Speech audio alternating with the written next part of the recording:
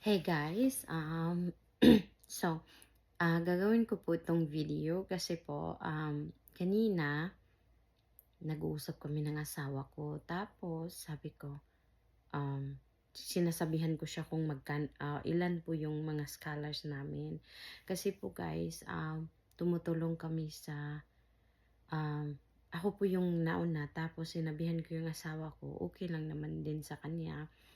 Tumutulong po kami, may mga tinutulungan po kami guys. At may tutulungan pa po this coming year, school year. So may mga high schools po kami na tinutulungan.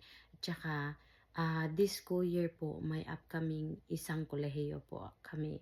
So hindi naman po sa isang big university po guys. Pero po free na po yung tuition niya. Tapos, parang miscellaneous na lang yung babayaran, guys. Tapos, allowance na lang po at saka, boarding house. Yung, um, yung, babayaran namin, ibibigay. So, at saka, guys, ito po kasi anak ito ng cousin ko. Kasi, before pa namatay yung papa ko, gusto talaga niya, pag matapos na yung mga kapatid ko, gusto niya tulungan ko daw yung mga, ayan, mag-ano nga tayo guys, parang di makita itong tiyan ko. Guys, so, bago pa namatay yung papa ko, gusto niya, sinabihan niya ako na gusto niya akong tulungan yung mga cousin ko din. So, yung idea, yung naisip ko, tutulungan ko yung mga cousin ko through their kids. So, sa isang cousin ko, tutulungan ako ng isang kid na hopefully makatapos, makatapos ng high school o makatapos ng college. Kasi may mga bata naman na ayaw talagang mag-college.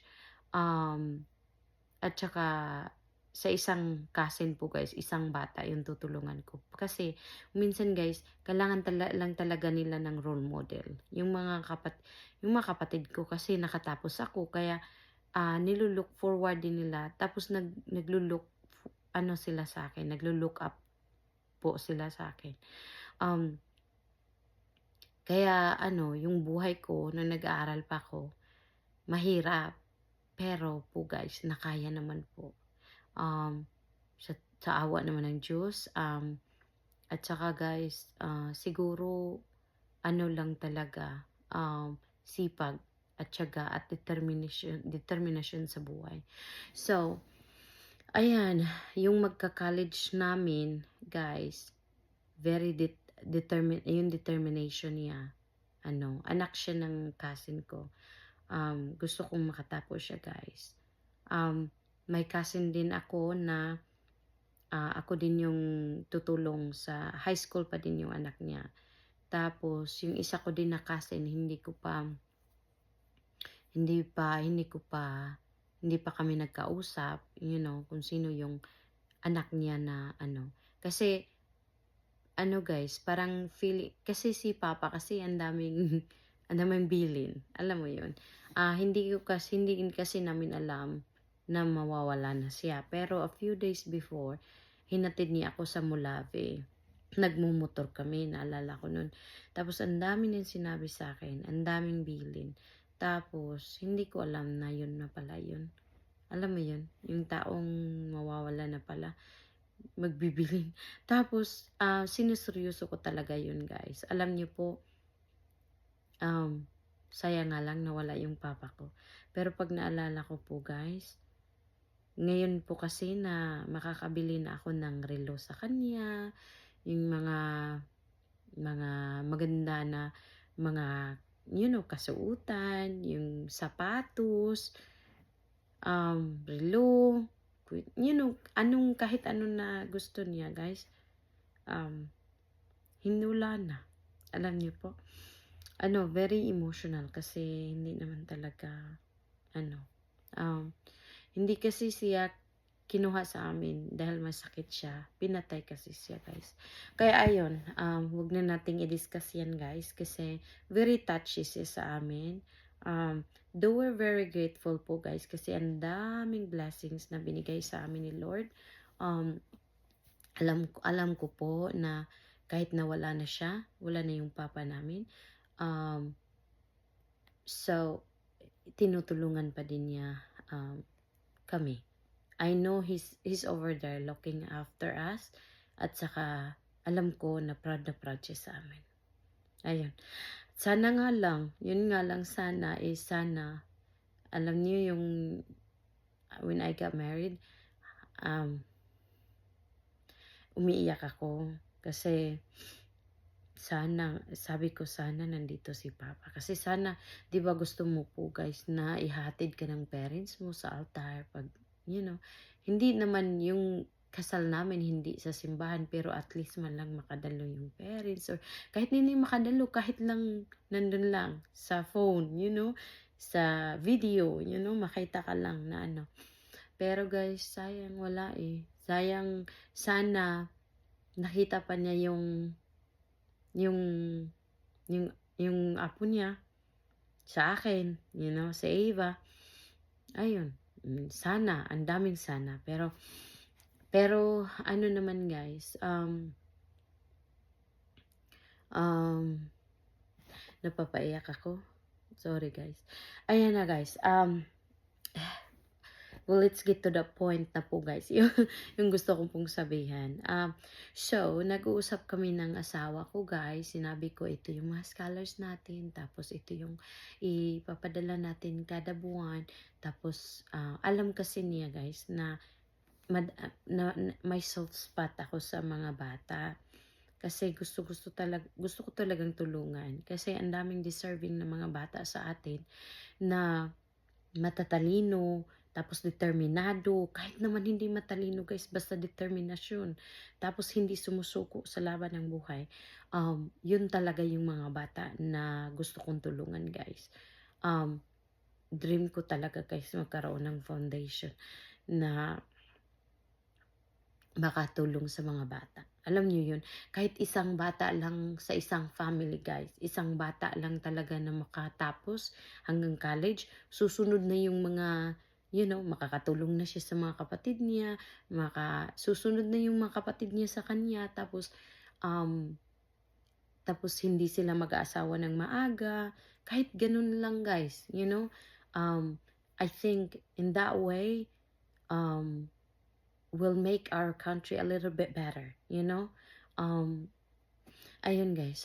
So, speaking to that, speaking to that, kasi na, ko na, sabi ng asawa ko, mag-ano daw, bakit hindi daw namin padalhan ng mga school supplies dyan, kasi very cheap lang daw. Hindi pa ako nakapunta guys sa store ng school pasukan dito kasi pag ano na mga July siguro at saka August mag very cheap na daw yung mga school supplies. Hindi pa ako naka-try guys. Hindi pa ako naka-try na mag-shopping ng mga school supplies. Sabi ko sa kanya hindi pa ako nakapag-try.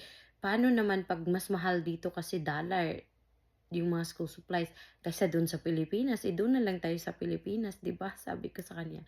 Ayun, we ended up na nag-uusap kami, guys, na magbibigay kami ng school supplies, isang bag, notebooks, paper, pencil, pens, yung mga crayons, yung mga coloring po, guys. Depende po sa grade ng bata guys. Kasi 'di ba, yung bags at saka yung notebooks or yung crayons or yung ano ba guys, yung paper, depende yun sa grade level diyan, 'di ba, sa Pilipinas. So, ayan po guys, ito po yung pakay ko dito sa video na to. Sorry po, nandito na sa, ang taas ng intro ko guys. Sorry po talaga. Pwede niyo pong i-skip guys. At saka ano na kayo. So, naghanap kami ng 10. Gusto naming tumulong ng 10 na bata. Bibigyan namin ng bag, notebooks, yung school supplies po guys, at saka isang bag. Ayan. Yun po yung gusto kong sabihin guys. Tapos, yung gagawin niyo po lang po guys, mag-comment po kayo dito sa video na to. Tapos po guys, mag-comment po kayo kung sino po yung gusto niyong tulungan. Pero, you send me message po guys kasi gusto ko pong malaman kung deserving po ba siyang tulungan, yung bata. Either ikaw po yung mama guys o ikaw po yung auntie, kahit hindi niyo po ano-ano guys, basta you think na deserve po nung bata guys. Ayan po. Isang bata lang po guys sa isang, sa isang pamilya guys. Para naman po may chance din yung iba. Isang po lang kasi guys.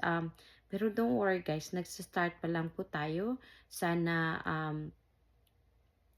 tuloy-tuloy na po ito guys para mas madami pa pong bata na matutulungan natin. At saka hindi, ano po guys, kasi gusto ko pong malaman guys sa letter, magme-message po kayo sa akin guys sa Facebook account. Huwag niyo pong i-message dito sa comment guys. I-message niyo po guys kung anong grade na po yung bata, babae ba or lalaki, kung may mga specific na notebooks na kailangan. Ayun po guys, ano po yung grade level kasi kailangan yun sa papel, di ba? Pencil ba kailangan or pens? Ayun. Ayun po guys, kasi gusto po namin as much as possible yung notebooks na kailangan niya or yung ballpens na kailangan niya or yung paper na kailangan niya or yung bag na na suit or na ano ba yung na suit doon sa grade level niya po guys. Kaya ayun po guys, hindi po ako magbabasa, mag-comment po kayo dito na meron po kayong gustong tulungan or tapos po guys, mag-message po kayo sa Facebook account ko guys. Ilagay niyo po dito ilagay niyo po doon yung name ng bata. Pero po guys, wag niyo lang po yung name, okay?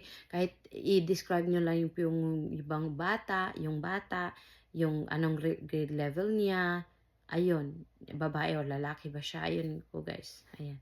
Ang dami ko sinasabi, no? Pero ayan po guys, tapos pipili po kami ng 10 sa makapag-send po ng entries guys. Yung send ng entries, doon po kayo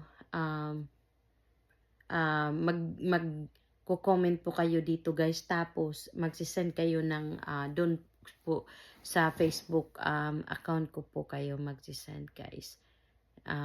Ng story ng bata, ganun. Ayan po guys. So, 10 bata po guys. Good luck po sa mapipili.